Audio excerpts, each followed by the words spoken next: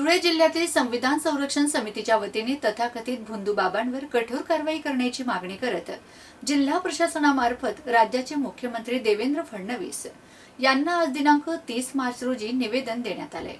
या निवेदनात विविध भोंदू बाबांवर गंभीर आरोप करत फौजदारी गुन्हे दाखल करण्याची मागणी करण्यात आली आहे।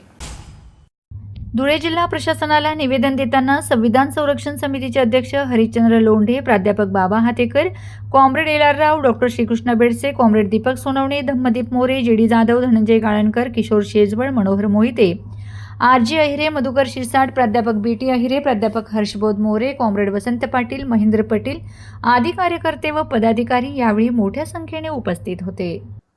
अशोक खरात याच्यावर माननीय फडणवीस साहेबांनी जी कारवाई केली त्याचं आम्ही अगोदर अभिनंदन करतो। त्याचबरोबर त्यांना आम्ही असं सुद्धा या माध्यमातून विचारतो की इतर भोंदू बाबा पाखंडीवर आपण कधी कारवाई करणार आहेत। अंमळनेरला 25 मार्च रोजी एक कथानकामध्ये राजीव झा नामक एक पाखंडी, त्याने संविधान हे देशाचा एक आत्मा आहे, संविधान नसेल तो देशच राहू शकत नाही, संविधानाच्या बाबतीत अवमानकारक बोलला की संविधानाने देशामध्ये जातीवाद वाढवला।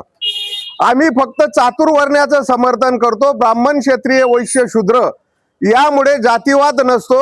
संविधानाने 12 पगड जातींना 18 पगड जातींना जातीमध्ये विभागलं गेलेलं आहे।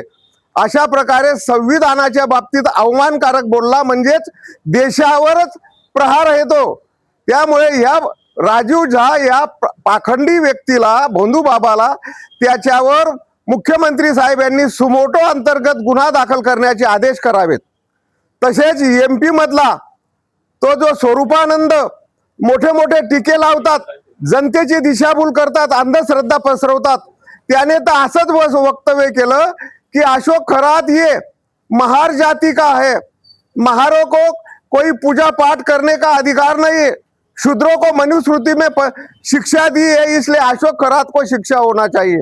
म्हणजे अशोक खरात कोणत्या जातीचा या बाबतीत आम्हाला काही घेणं देणं नाही, पण जाहीर बोलायचं म्हटलं तरी सुद्धा तो मराठा आहे, परंतु त्याचा महार जातीचा उल्लेख करून महारांना शिक्षा झाली पाहिजे अशा स्वरूपाचं बोलतात व आजीवन शिक्षेची तरतूद करणारा स्वतंत्र कडक कायदा बनवावा या संबंधात आम्ही धुळे शहराचे पुरोगामी विचार मंच, संविधान समिती, भारतीय बौद्ध महासभा, कम्युनिस्ट पक्ष यांच्या वतीने माननीय मुख्यमंत्र्यांना निवेदन देण्यासाठी जिल्हाधिकारी साहेबांच्या मार्फतीने या ठिकाणी उपस्थित आहोत।